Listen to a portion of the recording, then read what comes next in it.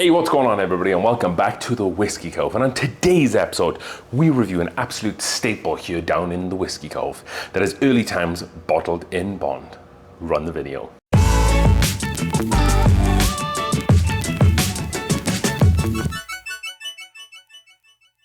All right then folks, thank you for joining us for another new and exciting episode here, as always, on the Whiskey Cove. Today we are reviewing early times bottled in bond, and just like in the intro, this bottle is an absolute staple here on the Whiskey Cove for many different reasons that we'll get into here. Does it stand up to my opinion as we dissect it here? We're gonna find out. But before we do, if you haven't already, go and check us out over on Patreon.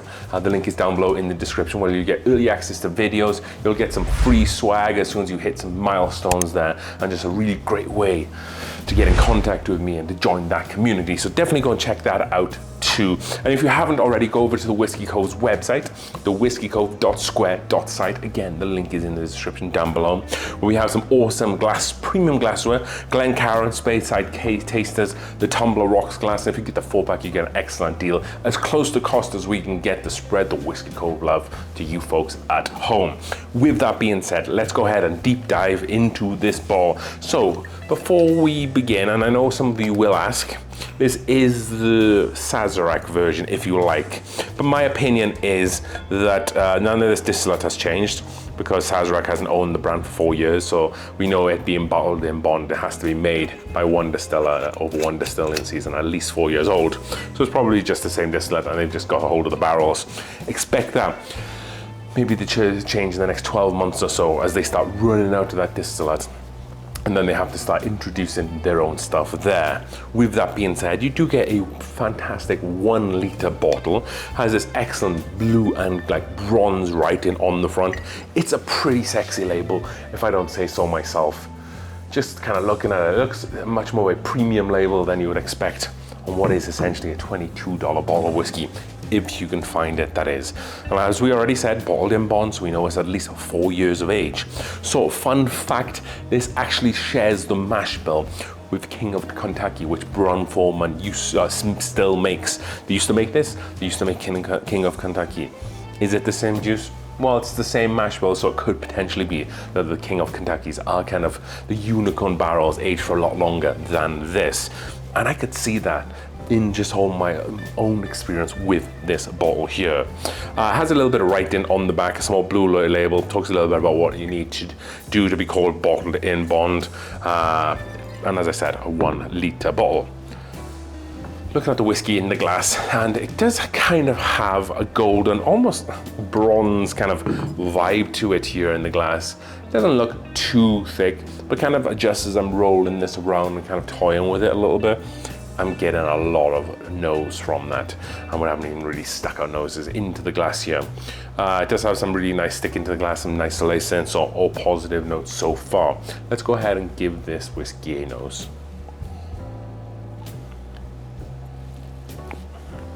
It has such an approachable nose. What I will say about these early times is that don't judge them on the first couple of pours. Wait, a couple of weeks, and this thing really opens up into something quite magnificent. A vanilla wafer, a little bit of an Italian vanilla cream. Definitely a beautiful cherry note there, some strawberries. Really, this whiskey is really red berry forward, and it's quite soft and pillowy with those vanilla flavors. Almost like some white frost in there as well. A really nice woody backbone. I'm thinking like pencil shaven sort of backbone here. But it's not too resiny, not too bitter, and all those flavors come together and balance themselves out really nicely. 50% ABV, the proof isn't really coming through on the nose. This is my first drink of the day, so I would expect that to be maybe amped up a little bit, but I'm not really getting anything on the nose in terms of heat. Let's stop talking, let's go in for a taste. This is early times bottled in bond. First impressions on the palate, it is definitely a little bit chewy.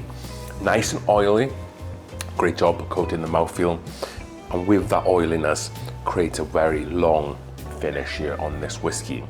There's a little bit more of those pencil shavings that come through in the beginning, But again, you get that kind of red raspberry, that strawberry note. You just kind of have a bouquet of red berries right on the beginning of the palate, and a really nice, fresh, like sugar cane, butterscotch sweetness there, rolling you out through the whiskey. And as you kind of transition there into the body of this beast, you do get a little spice there as well, a little mixed peppercorn spice, if you like, a little tingling on your tongue. But that sweetness does a really great job reining everything in and balancing it all out. Let's go in for one more taste here. So on that second pass, I get a little bit more sweetness in the form of like a nice brown sugar, kind of almost caramelized, like on top of a creme brulee, a nice hard bite into that kind of brown sugar caramel. And then as that moves away into the background, you do get a subtle Kentucky hug there as you transition into the finish. There's a little bit of a fresh cut leather, like a new fresh belt or a leather jacket kind of note there. And then also you do get a little bit of tobacco spice. And that's almost like a hallmark of this bottle, is that right on the back end, just as everything you feel like is all well said and done, that tobacco spice kind of pops up and pings straight on the palate, which is quite nice. This has a lot going on for a $25 bottle of whiskey, which is very impressive of that price mark. And like again, 1 liter bottle.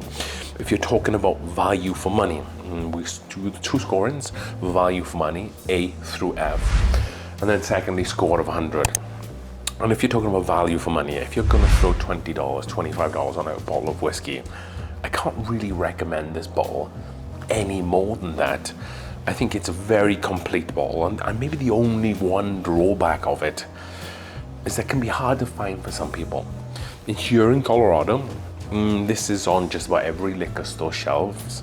Sometimes you see it marked up, but it's usually not over $30. I wouldn't pay $30 for it. The $23 price tag is excellent, which is why we are going to give this an A for value for money. 1 liter, $23, great value for money. Then score of 100. And we need to remind ourselves, when we do our scores out of 100, yes, in its own right, this is an excellent bottle of whiskey, but it's still, you know, it has its category and it's probably the best in class for its category. But does it really compare to stuff like Stag Junior, stuff like Maker's Mark Cask Strength, and some of these other pretty solid bottles that I've tasted, and I'm humbled that I've been able to taste them.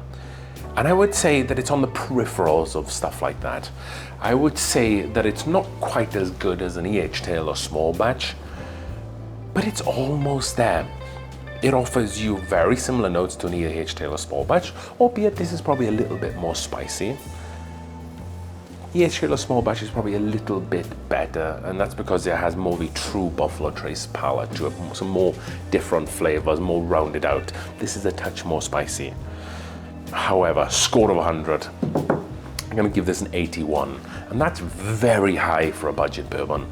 And I do kind of class this as a budget bourbon. Yes, there are classes below $10 or so, you could say that's a budget bourbon. But for me, $25 or less is what I like to call budget whiskey. And I wouldn't say this drinks like a budget whiskey. I would say this probably drinks in the ballpark of $40 to $50. And I know I compared it to the H. Taylor small batch, and I said the small batch is better. However, that's just one bottle in the hundreds of bottles that sit, or thousands of bottles that sit in this category. I would say this is a $40 to $50 bottle of whiskey. And of course, again, you get a 1 liter bottle. So hopefully you've enjoyed my review here on Early Times Bottled in Bond. A value for money, score 81 out of 100. You can't really get much better than that. Thank you for watching. If you haven't already, definitely hit that subscribe button as we continue to drink around the world and drink all the whiskeys that we have made available to us. Thanks for watching. Cheers.